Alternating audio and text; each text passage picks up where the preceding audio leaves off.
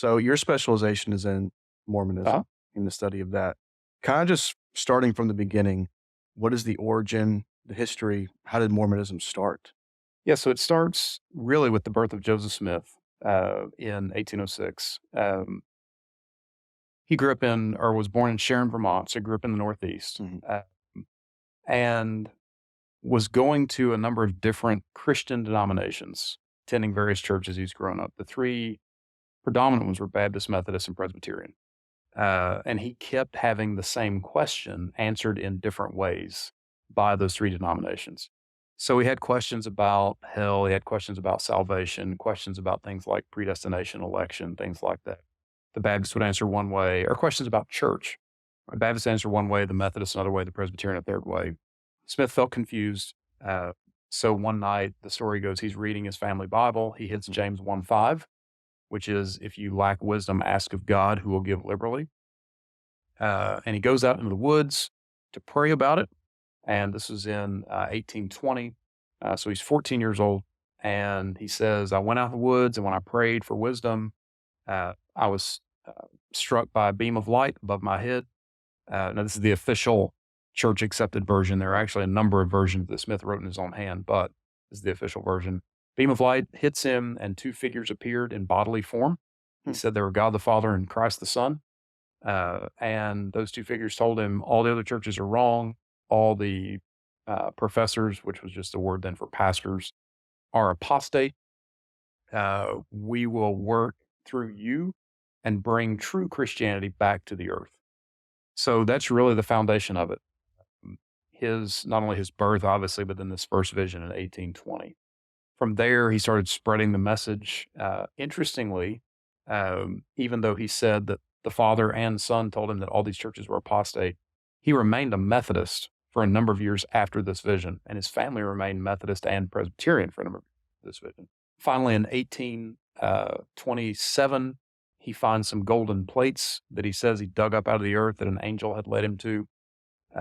There's a long story behind that. But he pulls these golden plates out of the earth and he translates them. And we can talk about how that process worked later if you want to.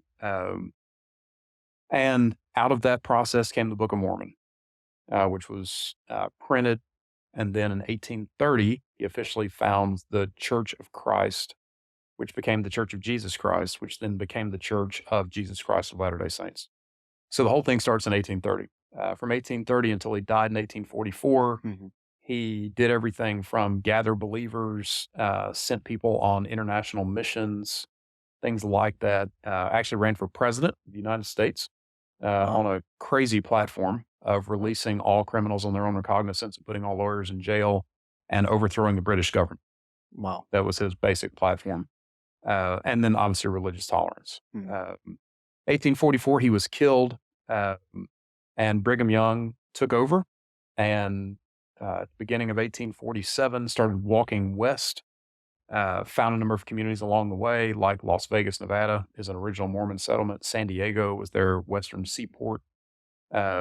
Arrived in the Salt Lake Valley, July 24th, 1847, and founded Salt Lake City, and that's where they've been ever since. And now, after the death of Joseph Smith Jr., the founder of the church, there are about 250 to 300 break-off groups of Mormonism. So most times when people say Mormon, or you see the two guys riding their bikes on the street in suits, that's the Salt Lake Church that Mormon scholars call Brighamites because they followed Brigham Young. But there were a number of break-off groups over everything you can think of, except, Baptists, we split over carpet color and paint color on the walls. Right. Mormons split over polygamy and over African Americans in the priesthood, things like that. But about 250 to 300 different break-off groups. So yeah, now the Salt Lake Church has about 15 to 16 million members around the world. But they're like Baptists. If you can find half of them on any given Sunday, you're doing a great job. Their biggest push, though, is they have about 100,000 missionaries around the world. Just for comparison, the Southern Baptist Convention, which has the largest missionary force in evangelical Protestantism, if you include our chaplains in the count, so North American missionaries, military chaplains, and international missionaries, we have about 11 to 12,000. And we pay our missionaries. Mormons pay their own way to go. 90% of their missionaries are between 18 and 20 years old. From BYU mainly? Well, from all over the place. Okay. Yeah. So They've got 14 missionary training centers around the world, the largest of which is in Provo, Utah, which is off the campus of BYU. Right. But they pay their own way. They're 18 to 20 years old, and there's 100,000 of them around the world.